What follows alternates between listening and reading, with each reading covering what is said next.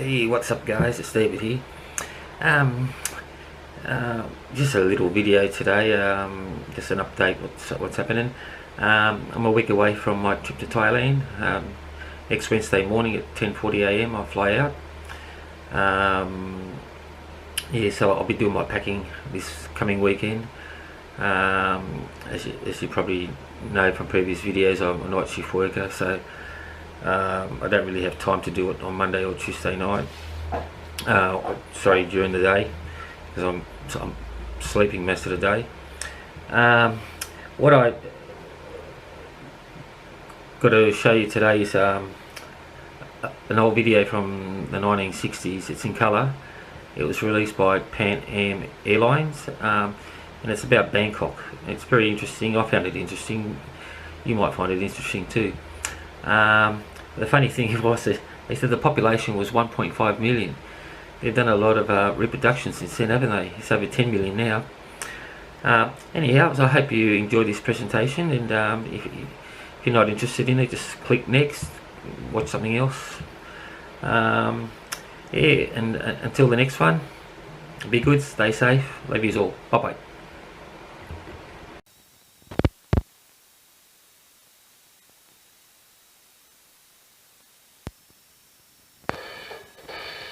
This is a folks leader. Do your movies look like this? Do your soundtracks sound like this or like this? If so, you need this. A focus leader. First, set your lens so that these lines are sharp and clear on all parts of the screen. Now, set the volume control on your projector. The sound level should be adjusted until my voice can be clearly understood in all sections of the room. You are now ready to participate in another Pan American travel adventure.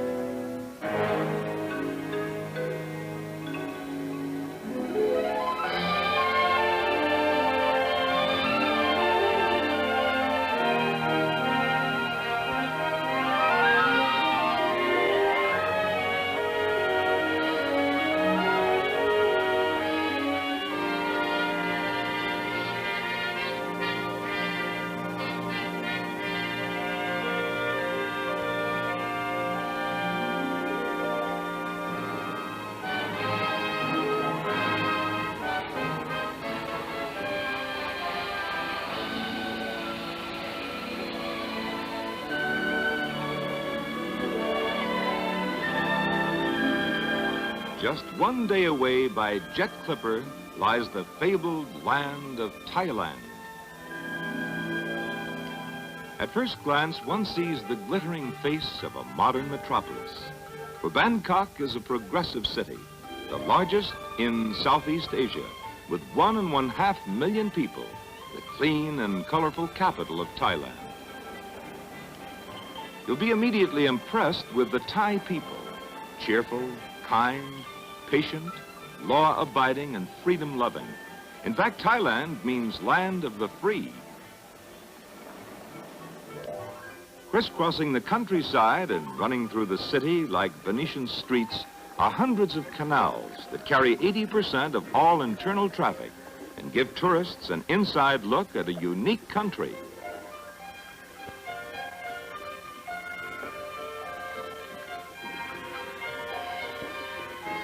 The streams serve as front yards for aquatic bungalows built on stilts.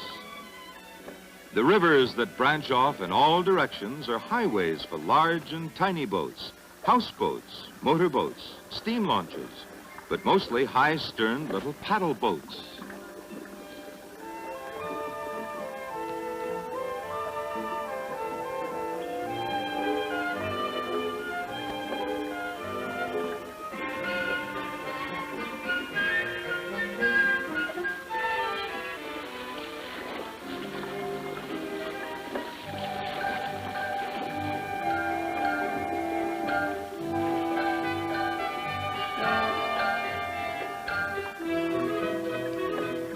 This floating market is an unforgettable scene where general stores bob at anchor. Housewives come to market in their own boats, zigzagging like cars in heavy traffic, trading for everything from household wares and general merchandise to exotic herbs and spices and live chickens and terrapins, shellfish, 18 varieties of bananas, and the meat of the barking deer. And of course, rice, since each person here eats 1 pound of rice every day of his life. The seagoing farmers who float their produce to market look different from the usual men of the soil, but nearly every Thai farmer owns his own land. Agriculture is about 90% of the nation's economy. If you just follow the waterways, you'll eventually see the whole country. The yellow-robed priests must beg for their food from house to house as part of their faith. Another Buddhist requirement is that every man be a monk for some time of his life to learn humility and the high moral teachings their temples stand for. Buddhism, though not a strict religion, is their way of life, and the gaily adorned monasteries are the center of their communities, often as schools, hospitals, clubs, sports grounds, and social events, but primarily for meditation on the meaning of existence as set forth by Buddha. It's here we begin to feel we're in a fairyland among the glittering ornate palaces and spiraling temples.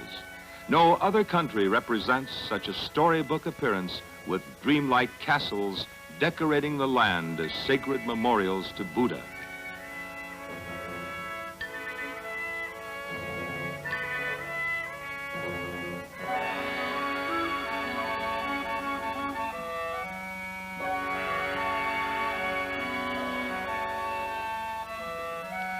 Weird figures hold up the towers. A golden girl of their ancient mythology helps protect the holy grounds from evil.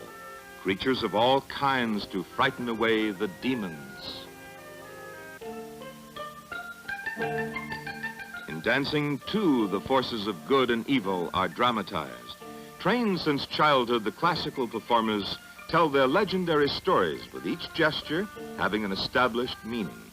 The various movements are very difficult for the uninitiated. As you notice, the fingers are bent back to the utmost.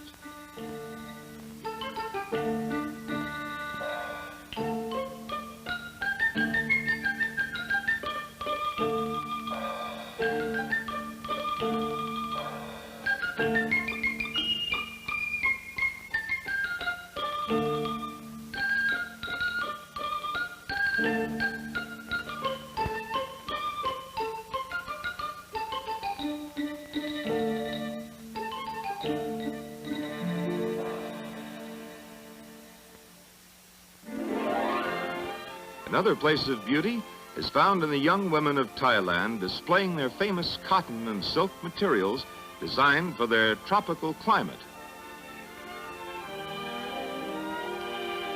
Just as the men have replaced their traditional panungs that drooped around their legs like bloomers, up-to-date women have changed the shape of their native sarong-like pasins.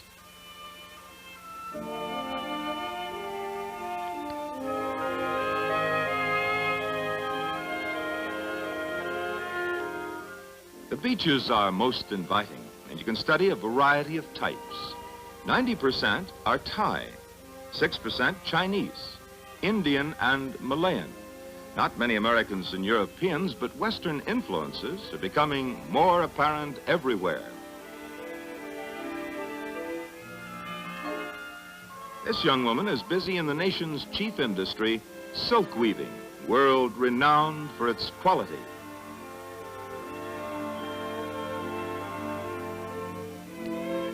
In pottery, too, their native artistry produces many masterpieces for visitors. With prices well below most other world markets and their craftsmanship superior, the Siamese have no trouble selling all the objects they can make. Parasols used to be of special significance, not only for shade. Their excellence was a measure of social standing. A bargain hunter's paradise where shoppers can find the unique souvenir or a useful gift. Old Thai porcelain, Nilaware, silverware, bronze products, lacquer woodwork, antiques, leather, gold, jade, and oriental treasures of all kinds. Finding the right gift is only half the fun. Bargaining is also part of the game.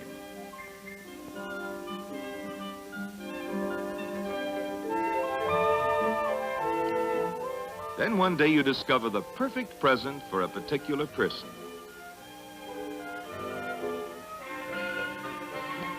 You might give it to him as a letter opener. The old custom of haggling over the cost may be on the way out. Many merchants are trying to establish one price. An extra treat is having your gift especially made before your eyes from the country's finest teak wood, the figure of one of Thailand's most important residents. Traveling into the timberlands, we meet the mighty elephants in action. In this nation, the size of France, 70% of the area is forested. 1/3 of that in teak, where elephants can maneuver better than bulldozers. Incidentally, none of these are bull elephants. They're too ill-tempered. These are cows, as domesticated as Siamese cats. As in a truck, the driver shifts his weight for gears and pedals his feet behind the big ears. Rolling off a log is not as easy as it sounds, not when the log weighs several tons.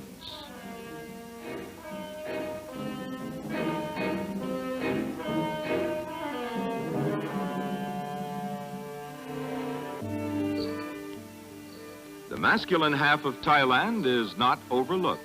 In a park near the palace, kites such as this represent Siamese men. Nowhere else in the world are kite flyers such skilled manipulators. Competing with the male kites are frivolous and wriggling female kites. In the ancient game, the girl kites are supposed to entangle the much larger masculine star kite, who swerves majestically through the sky, trying to overpower the women kites.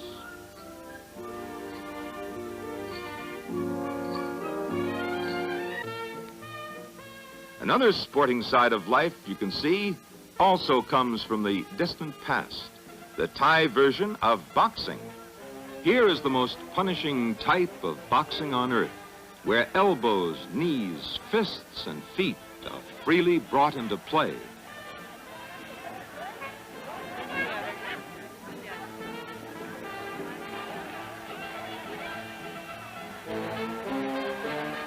Down by a left knee and a right heel, but they'll be right back in the fight to give it everything, literally.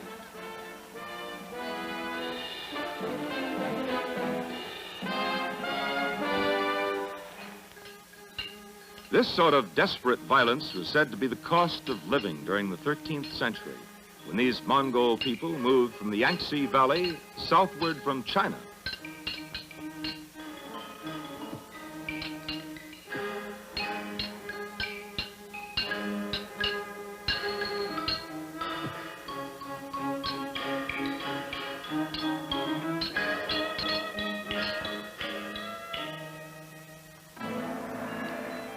Festivals and holy feasts occur almost daily.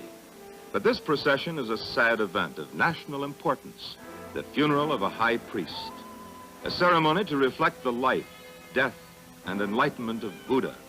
Half the country's 140,000 monks are men who spend 3 months of their lives learning to discipline their minds and emotions. A fairyland, it may appear, with 19,000 spectacular temples in the land. It's as if the entire nation were protected by masses of spears and lances, brilliant gold and jewel spires, glaring giants of masonry on guard, emerald Buddhas, marble structures, glittering mosaics, colorful glass and tile. It's a living storybook. It all seems a fantasy, but it's there and waiting for the modern traveler. A dream come to life.